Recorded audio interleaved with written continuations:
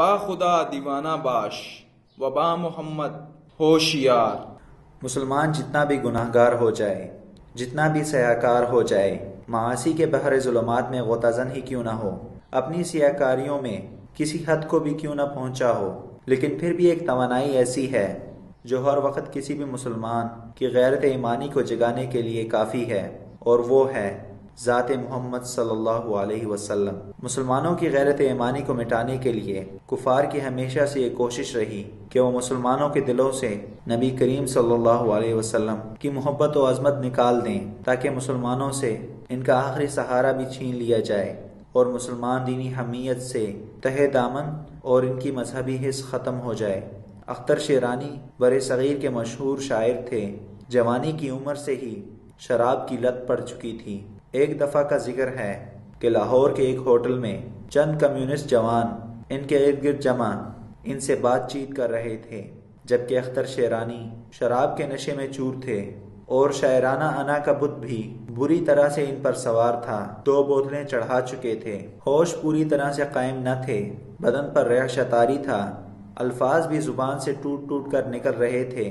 ادھر شاعرانہ انا کا یہ عالم تھا کہ ہم اثر شعراء میں سے جو واقعی شاعر تھا اسے بھی اپنے سے کمتر خیال کرتے تھے۔ کمیونسٹ نوجوانوں نے فیض کے بارے میں سوال کیا تو کہا وہ بھی کوئی شاعر ہے؟ جوش کے متعلق پوچھا، کہا کیا وہ ناظم ہے؟ سردار جعفری کا نام لیا تو مسکرا دیے۔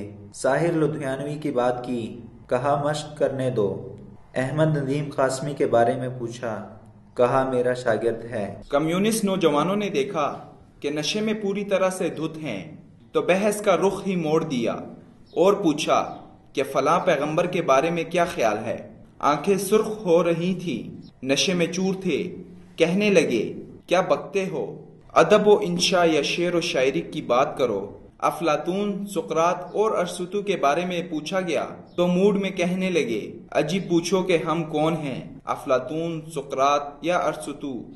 آج ہوتے تو ہمارے حلقے میں بیٹھے ہوتے، ہمیں ان سے کیا کہ ان کے بارے میں رائے دیتے پھریں۔ اس لڑکھڑاتی آواز سے فائدہ اٹھا کر ایک ظالم کمیونسٹ نے سوال کیا کہ آپ کا حضرت محمد صلی اللہ علیہ وسلم کے بارے میں کیا خیال ہے؟ یہ سنتے ہی کانپتے بدن میں جھرجھری پیدا ہوئی اور ہوش میں آ گئے، فوراً سنبھل کر بیٹھ گئے اور بلور کا گلاس اٹھا کر اس کمیونسٹ کے سر پر دے مارا۔ گرج کر یوں بولے گویا کہ جیسے بجلی کڑکی ہو، با خدا دیوانہ باش او با محمد ہوشیار۔ ایک عاصی و گنہگار سے کہلوانا چاہتے ہو، تمہاری ہمت کیسے ہوئی کہ تم نے یہ سوال پوچھا؟ اور پھر رونے لگ گئے، یہاں تک کہ سسکیاں بند گئیں۔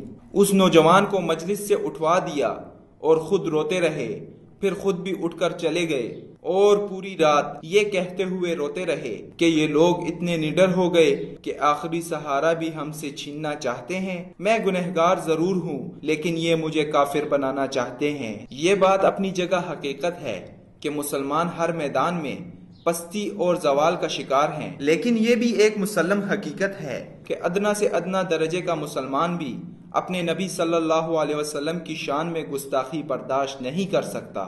نبی صلی اللہ علیہ وسلم کی عزت و ناموس پر اپنی جان قربان کرنا ہر مسلمان اپنے لیے قابل عزت و تکریم سمجھتا ہے۔ اس لیے مسلمانوں سے ان کا آخری سہارا چھیننے اور مسلمانوں کی مذہبی حس کو ختم کرنے کے لیے کفار اور ان کے کاسالیس خدمتگار ہر وقت اس کوشش میں لگے رہتے ہیں کہ وہ پیغمبر اسلام صلی اللہ علیہ وسلم کی محبت مسلمانوں کے قلوب و اذہان سے نکال باہر پھینکیں، تاکہ مسلمانوں سے ان کا آخری سرمایہ بھی چھین لیں۔ یورپ میں بنائی گئی گستاخانہ فلمیں ہوں یا پھر گستاخانہ خاکے، نبی صلی اللہ علیہ وسلم کی شان اقدس میں گستاخی ہو یا پھر شان اقدس میں گستاخی کرنے والوں کی پشت پناہی ہو، انسداد توہین رسالت، قانون کے خاتمے کی باتیں ہوں یا پھر اس کے خلاف پروپیگنڈا ہو، یہ تمام وہ اوچھے ہتھ کنڈے ہیں جس کے ذریعے سے مسلمانوں کے دلوں سے رسول اللہ صلی اللہ علیہ وسلم کی محبت کو ختم کرنے کی کوششیں کی جا رہی ہیں۔ مسلمانوں کو نیست و نابود کرنے کے لیے ناموس رسالت پر حملے کرنا دراصل مسلمانوں کی مضبوط بنیاد کو اکھاڑنے کے مترادف ہے، جس میں کفار اور ان کے خدمتگار کبھی کامیاب نہیں ہو سکتے، کیونکہ نبی کریم صلی اللہ علیہ وسلم کی محبت کے بغیر کوئی سچا اور پکا مسلمان نہیں ہو سکتا، اور کوئی بھی مسلمان محبت نبی صلی اللہ علیہ وسلم میں کوتاہی برت کر اپنی دنیا و آخرت کو برباد نہیں کر سکتا۔ اس لیے تمام مسلمانوں پر لازم ہے کہ وہ حب نبی صلی اللہ علیہ وسلم کو اپنی جان کا جزء لا ینفک بنائیں اور آپ صلی اللہ علیہ وسلم کی اتباع کو یقینی بنائیں، کیونکہ اتباع نبی کے بغیر محبت نبی صلی اللہ علیہ وسلم کا دعویٰ ادھورا ہے۔